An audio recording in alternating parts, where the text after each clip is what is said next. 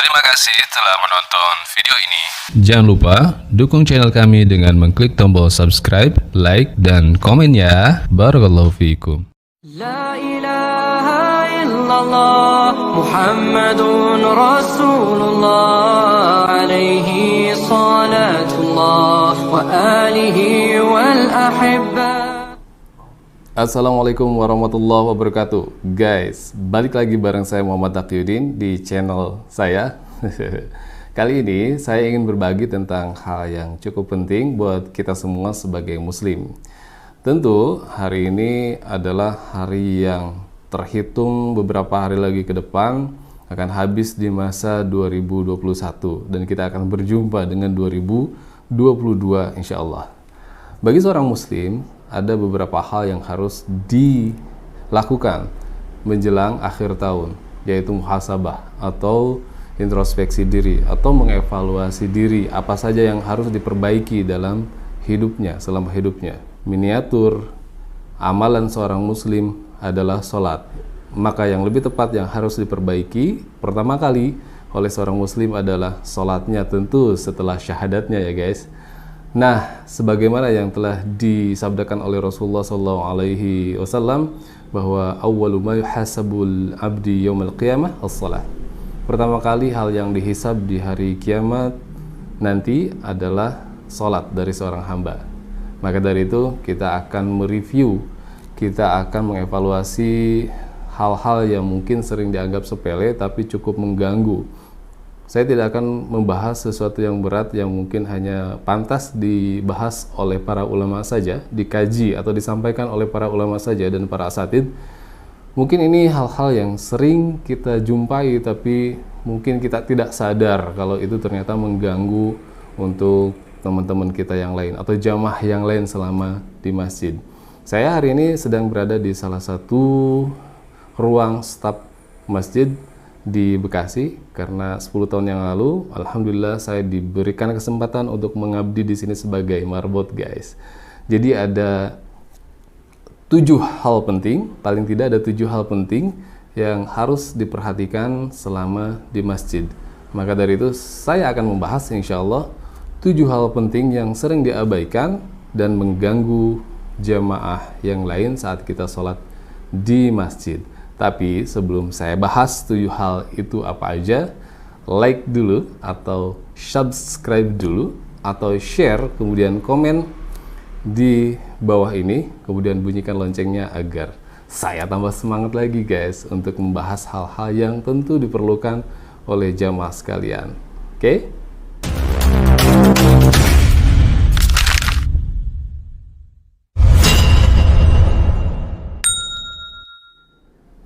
Udah subscribe-nya guys, udah komennya, udah share-nya. Oke, saya ingin membahas satu persatu tentang hal-hal yang sering mengganggu kita semua saat kita berada di masjid.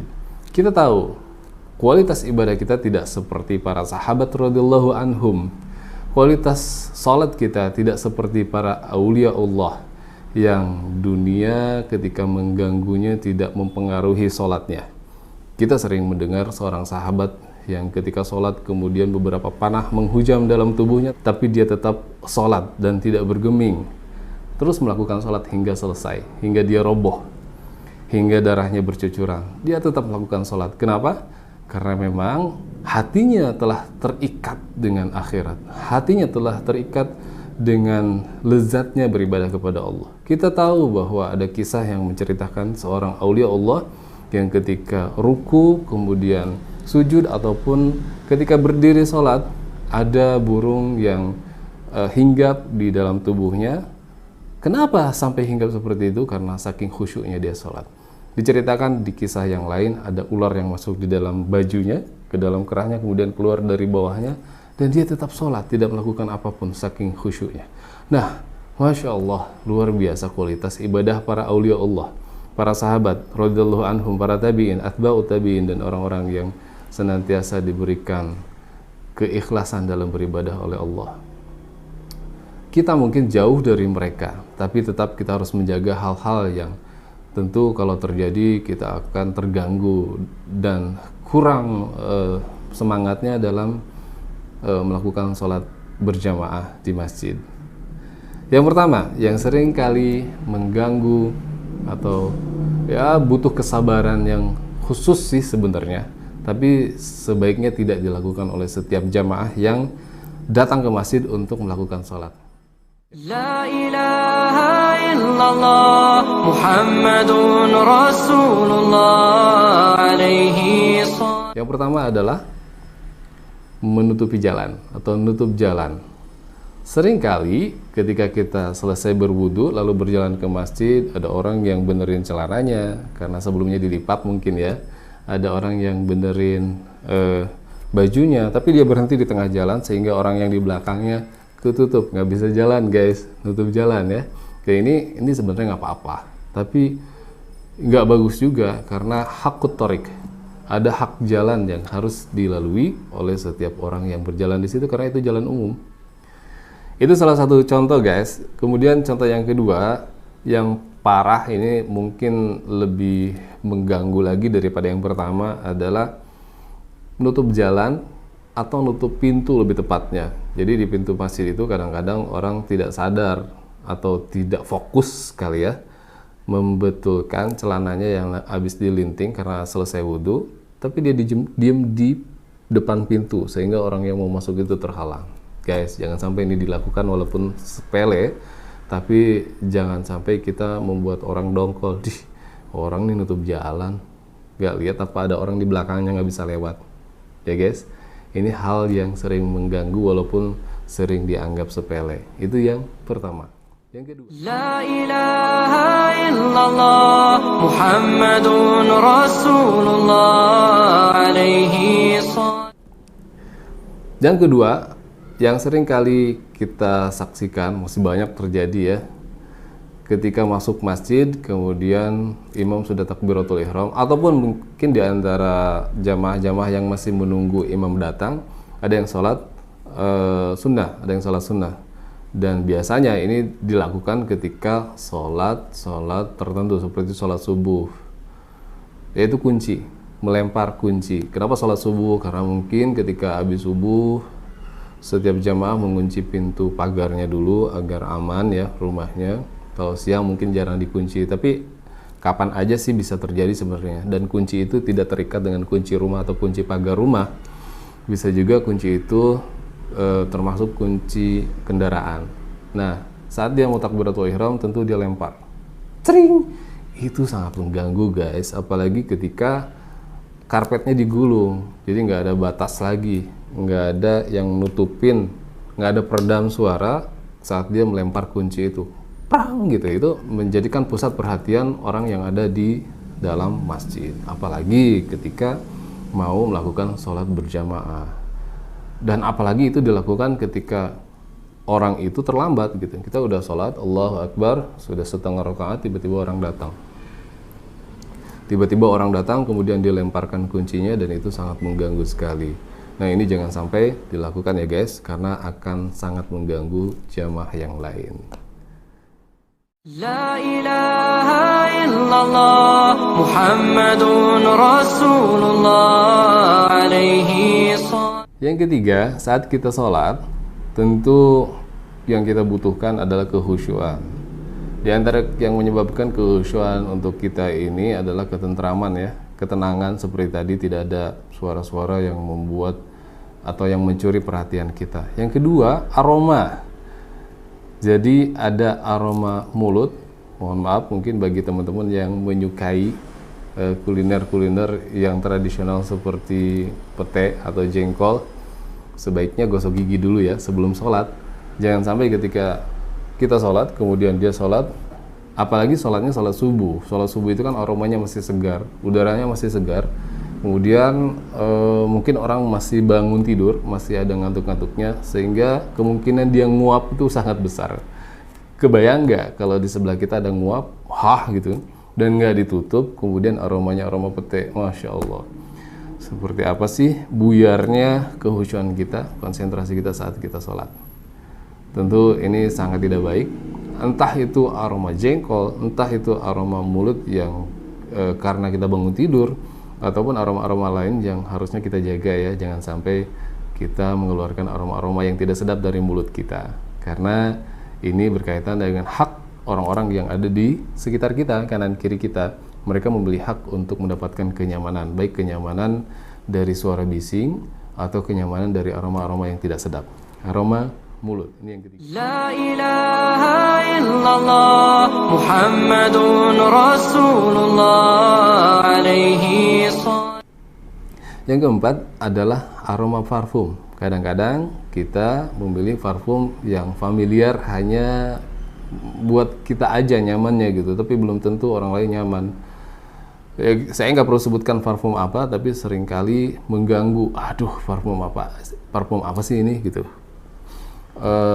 Jadi sebaiknya parfum itu kita pilih aroma atau varian parfum yang membuat kita nyaman dan orang lain yang mencium pun nyaman juga. Jangan sampai hanya diri kita aja yang merasa ini wangi nih gitu kan, tapi yang lain aduh sampai puyeng. Kenapa? Karena parfum itu biasanya langsung menyengat ke dalam hidung kita, kemudian diserap oleh otak kita. Jadi jangan salah, memang ada orang-orang tertentu yang ketika menghirup aroma-aroma yang tidak sedap dia langsung sakit kepalanya. Nah, jangan sampai aroma parfum kita membuat orang sakit kepala, guys. Itu yang keempat. La ilaha illallah Muhammadun Rasulullah alaihi sallam. Yang kelima yang masih sering terjadi adalah bunyi HP tiba-tiba berdering ketika kita sholat. Ketika kita khusyuknya, kemudian tiba-tiba ada suara HP nyaring banget gitu, dan itu sangat mengganggu sekali. Apalagi kalau teman-teman yang terbiasa dengan nada dering yang beraromakan musik gitu, musik apalagi musiknya dangdut, wah itu ganggu sekali. Dangdut yang bahasa-bahasanya vulgar, bahasa-bahasanya memicu provokasi dalam pikiran kita, itu sangat bahaya dan mencuri kekhusyuan. Bayangkan orang yang ada di dalam masjid itu, kekhusyuannya kita curi. Siapa yang berdosa? Ya tentu orang yang memiliki handphone itu, karena nggak dimatikan sebelum dia takbiratul ihram. Kita jaga, guys, hal-hal yang seperti ini yang mungkin kita anggap sepele, tapi lain lagi halnya kalau misalkan kita lupa. Nah, kalau lupa, segera ambil HP itu, lalu matikan. Nggak apa-apa melakukan gerakan-gerakan tertentu yang dibutuhkan ketika sholat. Boleh kok kita membunuh ular yang lewat di depan soft kita ketika kita sholat. Kalau ada ular hitam, maka bunuhlah. Apalagi hanya sekedar mematikan handphone, tentu sangat boleh lagi. Kemudian di beberapa keterangan juga ketika ada orang yang mengucapkan salam, assalamualaikum atau pamit, maka kita boleh memberikan isyarat dengan melambaikan tangan atau memberikan isyarat tangan, artinya dia mengetahui gitu, atau memberikan restu atau memberikan izin kalau orang yang ada di rumahnya itu mau pamit. Pokoknya gerakan-gerakan yang dibutuhkan ketika sholat maka dibolehkan selama dia. La ilaha illallah Muhammadun Rasulullah alaihi sallam. Yang keenam, yang sering kali mengganggu saat kita sholat berjamaah di masjid adalah shaf yang nggak lurus. Terutama ini akan dirasakan oleh orang yang ada di belakangnya. Kenapa? Karena shaf kita dicuri. Yang harusnya kepala kita sujud sesuai porsi tubuh kita, mungkin kita harus agak mundur dikit kepalanya karena di depan ada kaki yang terlalu mundur. Nah, ini mengganggu sekali, guys. Atau misalkan ketika kita selesai sholat masbuk terlambat, tiba-tiba di depan kita ada yang sudah selesai sholatnya terus mundur. Kan ada ya, guys, beberapa teman-teman di masjid ini kalau sudah salam, assalamualaikum, kemudian dia mundur karena mungkin ketika dia duduk di softnya itu dia udah mulai sempit karena posisi duduknya sudah mulai lebar gitu, sehingga dia mundur, walaupun nggak boleh sebetulnya, tidak disarankan atau makruh hukumnya ketika seorang muslim yang selesai sholat, assalamualaikum, terus dia pergi, kecuali ada hajat ya, entah itu dia mau buang hajat, entah itu mau melakukan sesuatu yang mendesak, itu boleh nggak apa-apa. Tapi kalau nggak ada hajat, maka dia disunahkan untuk tetap duduk di situ dan berzikir sampai selesai zikirnya. Kita mendapatkan 2 doa dari malaikat, yaitu agar Allah memberikan kita rahmat dan Allah mengampuni dosa-dosa kita selama kita berada di shaf itu. Bayangkan, guys, kalau kita duduk kemudian kita mundur dari tempat duduk kita, maka selesai, kita nggak dapat doa dari malaikat itu. Jadi selain mengganggu orang yang ada di belakang yang mungkin masih sholat, menambah sholatnya karena masbuk, dia tidak mendapatkan pahala, dia tidak mendapatkan doa dari malaikat. Kemudian yang terakhir, La ilaha illallah Muhammadun Rasulullah alaihi salam. kemudian yang terakhir guys, yang ketujuh adalah bacaan imam yang cukup mengganggu. Nah ini PR besar untuk pengurus masjid yang harus menentukan siapa imam di masjid itu. Jangan sampai orang-orang, terutama sholat subuh ya guys, sholat subuh itu cukup berat, cukup butuh power kita untuk berjalan ke masjid. Kemudian setelah di masjid, bacaan imamnya berantakan. Kalau hanya lagunya yang kurang merdu, nggak masalah. Yang penting makharijul hurufnya benar, tajwidnya benar, tahsinnya benar, maka insya Allah itu sudah bagus. Apalagi kalau mungkin dia bisa menyentuh kolbu setiap jamaah yang hadir sholat berjamaah di masjid itu, karena selain dia membaca Al-Quran, si imam itu dia juga mentadabburi, meresapi. Karena beda ya, ketika seseorang membaca dengan mulutnya saja tanpa melibatkan hatinya, dan orang yang membaca Al-Quran dan melibatkan hatinya, itu beda banget. Biasanya orang yang ada di belakang itu akan terpengaruh. Jadi buat para pengurus masjid yang masih memiliki imam yang bacanya kurang baik, bacaan imam yang nggak perlu disebutkan ya keburukannya seperti apa, sebaiknya direvisi, dibicarakan, dimusyawarahkan bersama pengurus lain agar mengganti imam atau imam yang tadi diminta untuk belajar, memperdalam lagi bagaimana membaca Al-Quran yang baik dan benar sesuai tuntunan Rasulullah SAW. Apalagi kalau misalkan dia mendapatkan sanad di dalam belajar Al-Quran, dalam mempelajari Al-Quran, ya, sanad tahsinnya, sanad makharijul hurufnya dari para guru yang benar-benar profesional, yang menguasai tentang makharijul huruf, wasifatuha, tahsinnya, tajwidnya, dan lain sebagainya. Jadi 7 hal ini ketika kita perhatikan, kalau kita perhatikan, maka ini semua adalah kenyamanan-kenyamanan saat kita selama di masjid. Jadi jangan sampai kita merasa nyaman tapi orang lain tidak nyaman dengan sikap kita selama di masjid. Orang lain atau teman-teman kita, saudara-saudara kita di masjid memiliki hak untuk mendapatkan kenyamanan. Jangan sampai kita renggut hak mereka karena kita kurang memahami atau kita lalai atau kita lupa dalam memperhatikan 7 hal ini. 7 hal ini tentu harus selalu diingat-ingat, minimal buat teman-teman yang nonton video ini. Dan kalau bermanfaat silahkan share video ini, like, kemudian komen. Dan kalau ada pertanyaan-pertanyaan lain seputar hal-hal yang dianggap penting dan ringan ya guys, jangan hanya tentang hukum-hukum yang berat di sini, karena saya bukan ustadz dan bukan ulama yang memiliki kapasitas yang sangat mumpuni sebagai mufti. Kita bahas segala sesuatu yang membuat kita semangat dalam beribadah aja ya guys, insyaallah. Semoga bermanfaat. Wa qulu qouli hadza astaghfirullah li wa lakum fastaghfiruhu innahu huwal ghafurur rahim. Assalamualaikum warahmatullahi wabarakatuh.